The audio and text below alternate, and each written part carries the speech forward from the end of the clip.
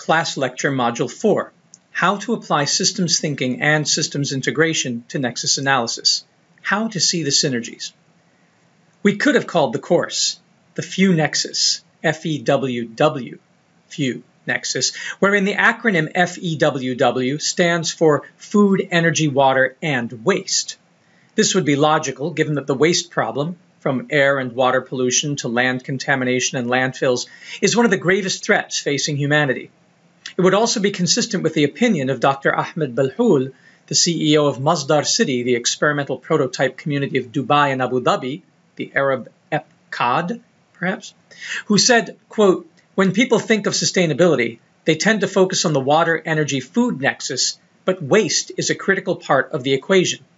Dumping waste in landfills is not desirable, so finding innovative ways to release the embodied energy in waste is crucial if we are to address the sustainability challenges of increased urbanization and consumerism." End quote. And he is right. Why didn't we call this the Ph3, F-E-W-W, Nexus? We chose not to include waste because, well, we want to eliminate waste. And if you're going to do that, get rid of it entirely, why would you retain a word for it? We want to convince you and the rest of the world that there is no such thing as waste. And if there's no such thing, then there can't be a word for it. In fact, using a word somehow conjures it into being. It's like speaking an evil into existence. And waste is, to those who suffer and die from its effects, evil. Perhaps the fact that we defined materials that could have been repurposed back into the Nexus cycle as waste was a huge part of the problem to begin with. A systems thinker would never do that. A systems thinker would use a word, a noun, that defined the new function in the system. Systems thinking is a way of looking at the world that is multidimensional in both time and space. It combines the best of the ways scientists look at the world and the ways artists look at the world. Inherently creative, it takes a playful look at things and brings out the inner child in the sandbox, responding to every challenge with imagination. Remember the old joke, when is a door not a door? Answer, when it is ajar. Such wordplay isn't trivial. A systems thinker, faced with only an old door and needing a container to hold something, would fashion a jar out of the leftover wood, just as our primitive ancestors would look at a tree and see a door or a dugout canoe or a guitar. The ability to constantly rename things as you see fit and fit objects used for one purpose into a totally new reality is part of systems thinking. Another part is seeing how novel combinations of objects and patterns and purposes creates entire systems whose whole is always greater than the sum of its parts. For a systems thinker, there could never be any such thing as waste because everything can be conceived to have a purpose in some system. Seem esoteric? Certainly, systems thinking can be applied to any of the arts and sciences and to business and law and every other system. Want to know how to directly relate these concepts to the Ph3 Nexus? Fortunately for us, there is a wide body of literature on systems thinking that does just that. I didn't know it until I was long into adulthood, but it turns out I was always attracted to the writings of the people that Donella Meadows has recently dubbed, quote, the natural systems thinkers in the Ph3 Nexus. Though they never used a computer, she says, to run a simulation and did most of their thinking before the concept of systems thinking became trendy, they set the groundwork for the rich tapestry of systems integration scholarship that has emerged in the decades since. Meadows herself was one of them and started the science of using computer simulation to model the Earth's life support systems so that we could begin to see and think about their interrelationships in new ways. Limits to Growth came out when I was 10 years old in 1972, 2 years after I had participated in the first Earth Day and had developed my lifelong passion for environmental science as an elementary school student. So it became part of my DNA as I embarked on my educational journey through middle school when the book came out, and throughout high school and on into college and graduate school. The luminaries who most influenced me were also heroes of my mother and father, who were a college psychology and sociology professor and an investigative journalist, respectively.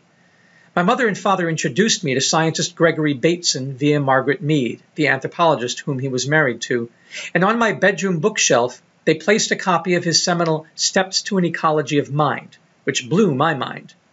Next to it, they had a copy of V.F. Schumacher's Small is Beautiful, which said it all, framing the approach I would take for the rest of my life as I struggled to find the appropriate scale of my own interventions and implementations of what Schumacher called appropriate technology.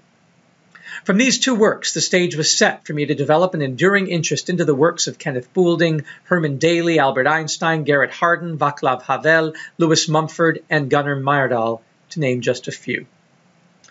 The more I read and studied their thinking, the more infused I became with the tenets of systems thinking and started thinking that way myself.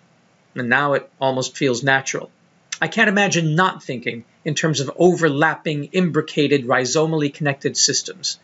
I can't help seeing both the forest and the trees in Necker cube fashion, obsessed with flip-flopping perspectives and scales, zooming in and out, going from micro to macro and everywhere in between to tease a new relationship into focus, the way I used to play with the dials and objectives on a light microscope, hunting for interesting arthropods and body parts and cell organelles and microbes up and down the three-dimensional layers in every sample of pond water. Today, systems thinking is a discipline unto itself and a vital one for Nexus thinking, because, of course, Nexus thinking is systems thinking. Let me repeat that. Nexus thinking is systems thinking, applied here to the articulations between food, energy, and water, and, of course, the waste that we seek to eliminate through our understanding of systems so that we can stay within the planetary boundaries so that we don't exceed our limits to growth.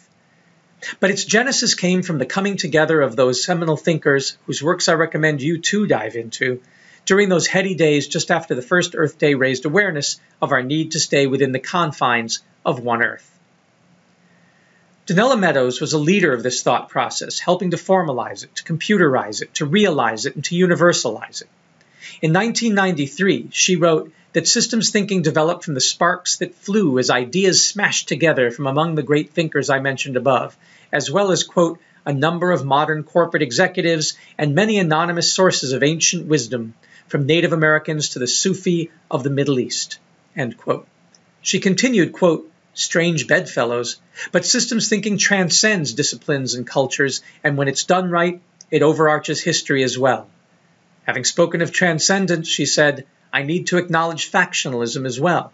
Systems analysts use overarching concepts, but they have entirely human personalities, which means that they have formed many fractious schools of systems thought. I have used the language and symbols of system dynamics here, Donella said, the school in which I was taught. And I present only the core of systems theories here, not the leading edge. I don't deal, she said, with the most abstract theories, and am interested in analysis only when I can see how it helps solve real problems. When the abstract end of systems theory does that, which I believe it will someday, another book will have to be written. Therefore, she said, you should be warned that this book, like all books, is biased and incomplete. There is much, much more to systems thinking than is presented here for you to discover if you are interested. One of my purposes is to make you interested. Another of my purposes, the main one, is to give you a basic ability to understand and to deal with complex systems, even if your formal systems training begins and ends with this book. End quote, Donella Meadows, 1993. Well, one of my purposes is also to make you interested and give you that basic understanding in the hopes that your training won't end with this book. And that is the subject of this video. In a very strong sense, systems thinking is a form of holism. Systems thinking is seen as the antithesis of the reductionism that dominated science. Quora.com has this to say about holism, the idea that, quote, the whole is greater than the sum of its parts, end quote. Quora says, when viewing a situation or a problem or challenge, it is always good to firstly step back by taking a helicopter view or a gestalt perspective of it, end quote. This is also called taking a bird's eye view.